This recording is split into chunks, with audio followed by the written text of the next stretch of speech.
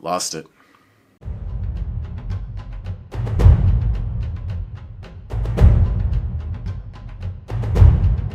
Kill team! What's all that about? I've got a fever and the only cure is many suffocating layers of paint so I can't sweat through my second skin anymore. But we're going to be curing up more than my own sickness today. I also have the problem of some unpainted models. Recently, my gaming group has convinced me that we should play Kill Team. I've been tracking my progress in the War Journal on Patreon in a series of blog posts, but also now this gives me an opportunity to record the painting process on just how my team came together. So, we'll be figuring out not only my internal illness, but also a Kasrkin color scheme. I wanted to create something industrial, something that had a lot of material difference. I wanted these models to look, they are very detailed, and sometimes I speak against throwing just every color at the model, but this time I wanted their equipment and their loadout to appear a little, I wanted all that equipment to stand out. You know, they're special ops troops, and I wanted every piece of equipment to look a little unique and different. So I've chosen a lot of colors on this. It slows me down a little bit, but also I then pull my punches somewhat. Not everything has to be painted to the highest level. I ramble, but we'll have some afterthoughts. Just wanted to prepare you for what we're about to get into. So, let's get into it. Let's do it. Starting over a base coat of matte black. Giving it the old zenithal spray with some regiment gray. Come down at a nice 30-degree angle. Make sure it reaches all the way down to the shoes. Okay, what would you say to more gray? Cadre gray. Just spray a very limited amount of that. The upper area. Can be a little rough, that's fine. Yeah, just a nice quick 3 tones out of the airbrush, and then it was asked that even more gray be applied. Something about industrial gray tones and Imperial Guard that really does it for me. But I'm laying down some deep gray, just using a shred of some foam. Following along on that, just to raise things up a little bit. Also, I'm making sure that my light source is forward-facing. You know, this front area of the base is going to be much brighter. It'll give me a dramatic shadow as things drop back behind my Kasrkin trooper. Let's just lighten things up a little bit, stipple away. Following that, a little Great Hall gray on the old dry brush. So I want to make sure I'm able to pick out some of these finer details. You know, I glued down some sand in some areas. Also, old Sarge has a tactical rock down here, so I want to make sure I give that some attention. And the final touch, just for now, I have some desert yellow, and I'll spray that into the midpoints on my base. I like how that texture is showing through. Very nice. Okay, the sergeant has been attached to the base, so the next thing I want to do, just to smooth out a lot of that airbrushing, you know, mainly is going to be gray tones. We've got some speed paint in the form of Gravelord gray, and yeah, you can see what's happening. Just spreading that out around most of the model. Now let's get some metallics knocked out of the way. Just be throwing some base coats around in the form of gunmetal here. You can see it placed around various areas of the figure. I'll just be punching out a few metal details. And I'll also be pulling the color death metal into play. Gives me a nice kind of deep, dark, goldy-like brassen tone. Jumping back to the speed paint line, let's get a little bit of the grim black involved. Just hitting all the silvers with that. I'll pick out the boots. The shoulder pads require a little bit of finesse, so I'm just laying a heavier amount of speed paint down low, kind of wrap it upwards like so. Very quickly I'm cleaning out my brush, going back in, absorbing some of that paint away, from the upper area. It should kind of settle and smooth itself out. Gives me a mighty fine gradient. So I'll carry some of this grim black out across the rest of the model, and we'll crack on. Following up, even more speed paint, taking the form of Slaughter Red this time around. You can see I'm just getting what little visible bits of his undersuit, his red uniform, whatever visible bits are poking out from underneath these armor plates, just giving it an all-over uniform glaze coat. You can see I'm just working on one consistent piece at a time, so as it dries it maintains an even surface tension. Yeah, that tints over the kind of values, etc., created by that gray airbrushing. Tints over those nicely. With the base coat secure, it's time to start pulling everything up. It's kind of working from the inside out on some highlights. What I mean inside out is the lowest level of the sculpt. All the armor is sitting on top of the clothing, so I'll paint the clothing. It's kind of hidden amongst these plates, and if my brush happens to run off target, then I can cover my tracks as I highlight the gray. So all I have here is some of that Slaughter Red, that speed paint from previously, and I've mixed some Khador Red into it to brighten things up. Okay, styling. I've got some Fiendish yellow pulled out now, and yeah, I haven't added enough colors to this paint job. I mean, you'll see. I've done a test model ahead of time. But in order to make things more painful, time-consuming, and artistically enjoyable for myself, I've added a stylish diagonal slice to the front of the chest. I'll throw one over the bracers and the shin guards as well. Woot woot, Fiendish yellow in place. I'll be taking a small amount of light tone and just spreading it out across the surface, making sure to try to press it into place where there might be a rivet or a crevice, so it tends to kind of house itself around those details. Stepping right along on the highlights, now that the Union suit underneath is painted in a lovely red. Mixed up a couple of gray tones. And like I said before, I'm trying to keep the progressions somewhat short. I might double back in the end, improve things. So just a couple gray tones mixed up from black and Great Hall gray. That nice warm gray gives me a subtle lift as far as, the highlights being a little warmer than those dark shadows. And let's just throw a little bit of pure Great Hall gray in there. Just wanted to kind of share how that looks. You can see just adding a small amount, following that less is more philosophy. I think it reads well enough as gray. But I want to pull some kind of sharp highlights into place. Mainly tiny dots and slashes, the good old edge highlights.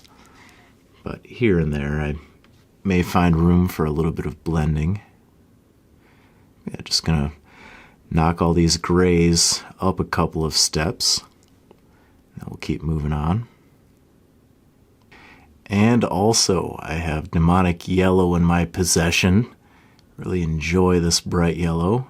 You can see I'm going to be blending and edging with that, just pulling up these very fashionable yellow stripes. As it gets, a little closer to the top, make it a little brighter. This is kind of intermingled with the gray highlighting, because I want to leave a dark boundary best I can, next to the bright yellow line, and be very cool looking if there was some deep gray to frame things up. So I'm kind of balancing my gray highlights around these yellow stripes. It'll just bounce things up with Daemonic yellow. And then the next step up, Demonic yellow with just a little bit of white mixed in. Do it according to taste. You just want a slightly brighter step up, not pure white, not pure yellow. But yeah, just adding a little bit of dimension in there. Okay, so stepping back in my progression a little bit, you can see I'm balancing out the grays and the yellows. So I also have the black shoulder pads, and I want those to have that, tiny dot of reflected light, those, that kind of specular highlights. So the model will be observed like so, photographed from that angle. So make sure that these glints of light are showing up in the right area. I'll have to go in there very, very dilute layers. Yeah, it's going to take a bit of building, but it doesn't have to be perfect. I won't get too hung up on perfection for these kind of mid-table level models. But yeah, just kicking things up a little bit more with Great Hall Gray, equally diluted, building up to a finer reflective bead of light.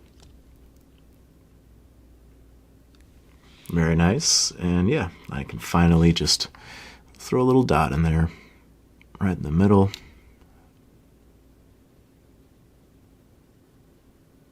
All right, in the middle. Okay. Moving right along, I'm combining some deep azure with black, and that will be the foundational coat for the weaponry. You can see it drying as I speak. But yeah, we'll just get a nice industrial deep blue base coat. And then I'll follow that up by mixing even more deep azure in with my black and azure mixture. But also, I'll be bringing some of that worn stone into the mixture. I want to sort of gray things out as I highlight. You can see I've added some texture to this model when I was prepping it. I think it makes sense that the chainsword is a bit chewed up along the housing for this impossible chain weapon. Yeah, we'll just knock some highlights in there, just like so. And then following that up, a little bit lighter, a little bit brighter, mixed more worn stone into the previous mixture. You can see the effects. Just raise things up, continuing along with that textured approach. And just some general highlighting, make things a little brighter towards the tip of the blade. Hey, look at this fella, I'm just holding it in my hands. At this point in the process of the Kasrkin, I'm going to take some Absolution Green out, throw it over the grenades, and I'm doing this, the Sergeant doesn't have quite all of the features that the rest of the unit has, so I'll have to pull some of the other models into play to talk about the sunglasses, etc. We'll get through it, but yeah, over this gray scale on any and all grenades, nice coat of Absolution Green. Let's talk about that face. You can see I've already added a base coat, that color being fur brown, and now on top of that I'll bring some barbarian flesh into play. Just picking out the cheekbones, the top of the chin, those lovely whispering lips. Yeah, just like so. And you can be a little broad on this as well. Be throwing a wash down next up. Just a nice general highlight of that T-zone. Let's hit those eyes with a touch of worn stone.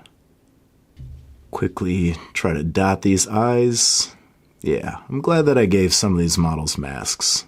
I won't have this many eyeballs to worry about staring at me while I sleep. Well, that looks awful, but I did one right, so let me just fix my mistake. Okay, eyes loosely fitting. Now let's bring some strong skin shade. New in the Fanatic line. Drizzle that all over his war-torn mug. All dry.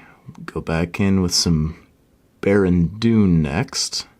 It's kind of bringing a little bit of that yellowish ivory hue into play. I think that there's a lot of warm and yellow tones working around in the model, so this will add some welcomed warmth to the flesh tone. And let me go a little bit further because faces are important. Just adding a small amount of white in with that Barren Dune. Yes, because the face, it's surrounded by mainly dark colors, so it's good to have a bright face framed up in there. And on the other models, the sunglasses will fill that role, pulling some focal attention to the identity, to the face. Let's talk about those moon shades, also known as sunglasses. So, first coat, Fiendish yellow with just a small amount of black mixed into it. And now gradually adding greater amounts of Fiendish yellow into that black. Kind of bring up the shades, leaving them dark up towards the top. Sort of drag the light over to the model's right-hand side as well. Kind of pulling my reflection over, in that direction, kind of pull it up towards the middle, just like so. It's okay if it's a little bit of a broken highlight.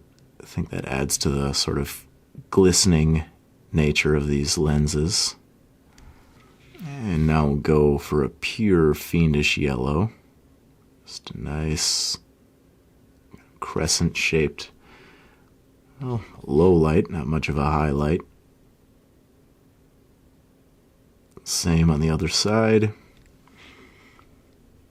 And now adding amounts of white into that Fiendish yellow. And yes, the savvy viewer will notice that although the stripes are a Fiendish yellow, demonic yellow, and white progression, the shades, well, that's all Fiendish yellow. Black, Fiendish yellow, amounts of white. It gives me a slight tonal variation, making things look just a little bit different than the stripes.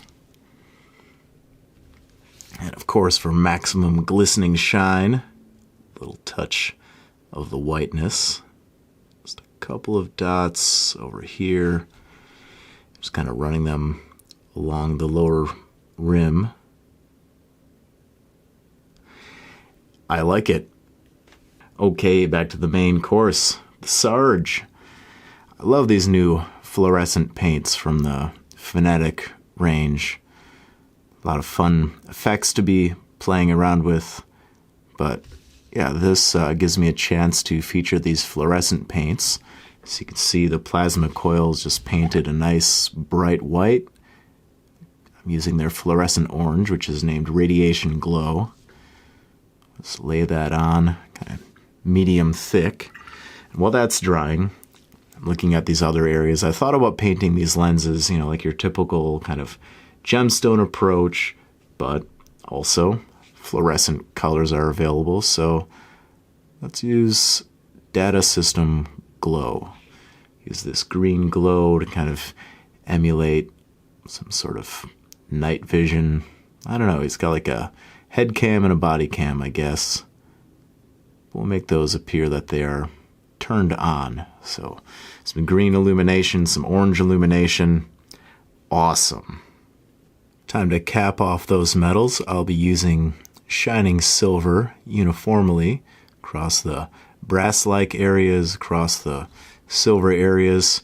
Everybody's getting a touch of that sweet shining silver. Oh yeah, look at it shine. Silver. One more round, Captain. So I have a little bit more time left to myself and can't resist making things appear to be just a little bit better. I'll go in with just some pure white and all over everything. The tiniest highlights. Trying to bring some of these specular highlights into place. Just some tiny, tiny slashes, you know, just a touch here and there.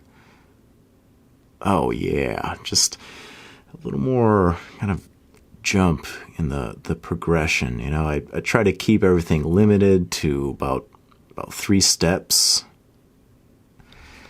And now just kind of pushing it to maximum white, which I held back on some key areas. Yeah, I think that'll slice things up nicely. So, yeah, just a little bit of a victory lap, we'll call it. Not bad. I hath spoken too soon. Another little quick way to add some material variety in there. Why not bring some strong tone into play over all of these ammo packs? Or maybe there's a tiny sandwich inside. I'd like to find out.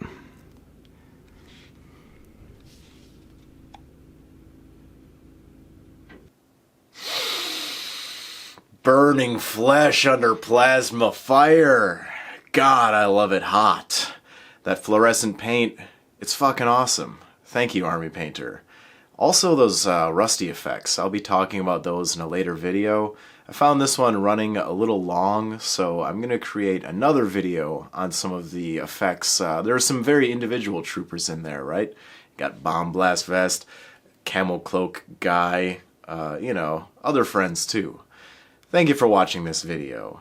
It was a blast to put together. You know, it always serves a different double motivation when you're painting something to a high quality that you're also going to be playing with on this lovely table that my friend Raven of Gravenly Studios has labored over. He's really happy that we finally get to use that for something. So yeah, advice in hindsight being take a lot of time and make something look better that way. Find friends who are also creative, you know. Get around people who want to do the same things that you want to do and serve a collective goal. Easy stuff, you know, this is day 2 or 3 kind of shit. But I hope you enjoyed the video, and I hope you do find a group. I hope for a lot of things. I want everyone who watches this video to feel 10 times happier afterwards. Yeah, I really do. That would make me feel good. Anyways, thanks again, and until the next time we meet, remain unchained, Kill Team.